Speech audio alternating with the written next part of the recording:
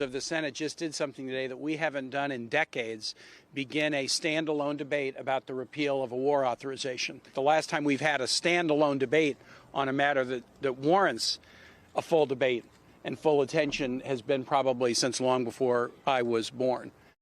It is time. It is time for Congress to have its voice heard on these matters, and I believe this will establish a very important precedent moving forward, so that the people I represent and Senator Kaine and so many others represent know that their voice will matter when it comes to important decisions of war and peace. That's Republican Senator Todd Young and Democratic Senator Tim Kaine, the two co-sponsors of a bill that would repeal the military authorization for the Iraq War, as well as the 1991 Gulf War. The Senate opened debate on the legislation with a vote of 68 to 27. With 19 Republicans joining all the Democratic caucus, the bill is expected to be taken up in the chamber for a final vote next week. President Biden has signaled his support for the move, though it's unclear if the House will take up the measure.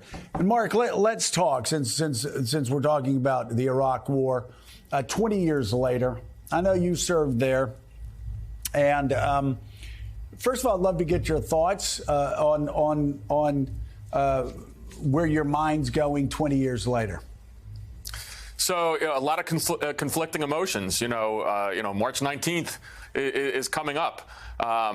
Before that date, I was living up in the mountains with the Kurds before the war. Then I went into Baghdad with Special Operations Forces for the hunt for high-value targets. And so, my views on this are from a field case officer who had a firsthand view of what was happening. And so let me just kind of paint a picture of, I had run Iraq operations for some time. So one of the things I think we forget about with the whole debate on weapons of mass destruction, and that's important to have, is that Saddam's regime was a terrible, violator of human rights. It was an awful place. And so ultimately, as we were going in, we had the notion, the case officers had the notion that we might do some good for the Iraqi people. And I think that's something that's important to understand. And then things went wrong, when we got inside, while we were catching the regime figures, as was our task. There started to be inklings from Washington that we're going to do the following. We're going to demobilize the entire Iraqi military. We're going to, fire the whole Iraqi Ba'ath Party. And there was a senior official I was with. His name was Charles Seidel. He was our station chief. And I'll never forget a confrontation he had with the officials of we called it the Coalition Provisional Authority. This is the officials flown in from Washington, the colonial masters of the new Iraq. And Charlie and myself and the case officers on the ground, the field officers who knew Iraq, who spoke Arabic, were saying, don't do this. And we weren't listened to. And so Iraq really descended into a lot of chaos after that. So a lot of conflicting emotions. I'm very proud of my service there. I served with heroes from the CIA. We'll all gather together this weekend. But it's a war that I think didn't have to happen, clearly, with the WMD issue, but one I'm still proud to have raised my hand and served in. Right. When you talk about the CIA, their reputation being absolutely bruised and battered over at WMDs, you had the CIA director going in when George W. Bush said, this doesn't look like great evidence. And the CIA director jumped up and down saying, Mr. President, it's a slam dunk. It's a slam dunk. They have WMDs. Of course, they were thinking back to when they got information from the early 90s when they found out Saddam was building a nuclear program that got cut short. But it's so interesting. You look back at the war, and I was having dinner with General Mattis, and he was talking about when he came in from the field that day, got into headquarters, and everybody just looked like they'd lost the war. And he said, what the hell happened? And they told him that Bremer fired the entire Iraqi military, talked about the de-Baathification plans, and fired everybody. And Mattis turned to his aide and said, well, time to shut this down and go home. This is going to get ugly real fast. And he was right. And we look at the lens of this through 2003 to 2006. I want to ask patience of people just for 1 second to talk about what happened after that, because sometimes we forget that in 2007 there was the surge. In 2007, there was Al Anbar province that actually switched sides. And we had Dexter Filkins coming on Morning Joe all the time. Dexter, of course, an incredible war correspondent for the New York Times and also New Yorker, and wrote Forever War about his hellacious experiences in Iraq. And he came every time he came, it was grim news, grim news. And then he came in 2009 one time, and we said, talk about Iraq. He goes, well, let me talk about Baghdad. I don't recognize it. He said, I just don't recognize where it was 2 years ago. Things have changed so radically. And they changed so dramatically that in 2010, we withdrew all the troops.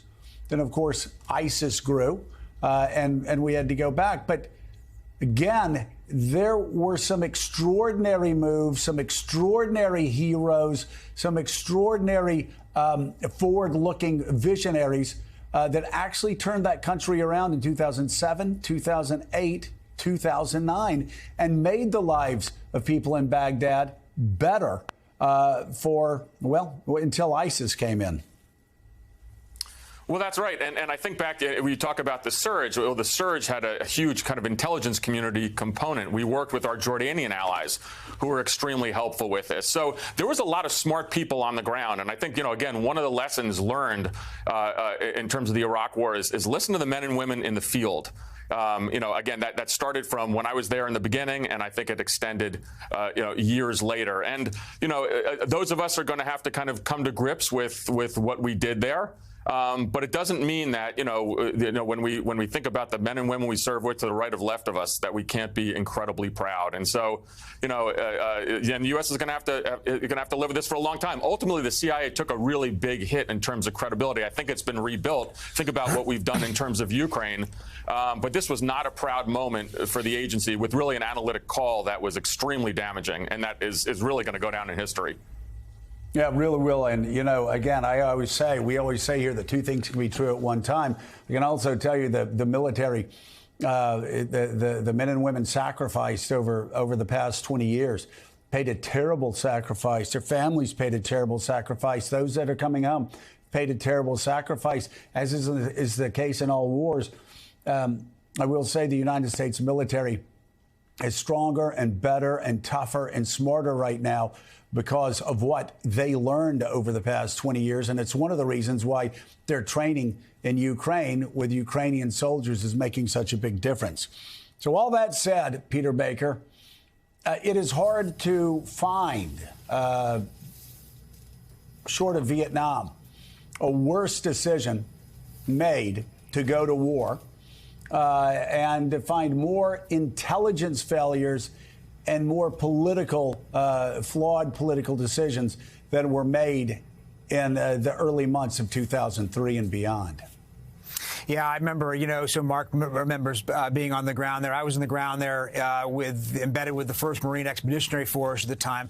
And I remember just as the war was about to get started, we had a briefing, just the 4 reporters of us who were there, with the intelligence chief for the Marines at that point. Didn't want to be named, wasn't on the record, very wary of talking with reporters. We asked him, what did he expect? He says, I expect to see a rolling civil war in our wake. In other words, that they would charge toward Baghdad. They would have no trouble, taking down the established military forces of Saddam Hussein. But in their wake, he said, there would be a rolling civil war, Sunni versus Shiite. And essentially, that's what happened. What was remarkable, of course, was how accurate impression he was, whereas the people in Washington didn't see it. They didn't understand. We didn't understand what Iraq was really all about. I mean, there was some, as Mark rightly points out, that Saddam Hussein regime, no one should feel sorry that they're gone. They obviously were brutal. My wife was a reporter unilateral at the time. She documented horrific torture and crime committed by that regime at the time. But we went in not fully understanding what we were about to buy, right? And putting aside the weapons of mass destruction mistake was the mistake of not understanding how complicated this country was and what was going to be required if we toppled the dictatorship that was ruling it. And I think we've seen the consequences of it. You're right to point out that the surge indicated how much was learned over time. In the end, George W. Bush owns the decision to invade, but he also owns the decision to stick with it in a way that turned it around. And he, he has not changed his mind about it. But a lot of people who work for him regret what happened. I think a lot of the people there feel like, however well-intentioned that they were at the time, it was obviously something that hurt America, it hurt its credibility in the world. It caused a lot of damage, a lot of death and destruction that was needless. And it's a sore spot, obviously, in American history.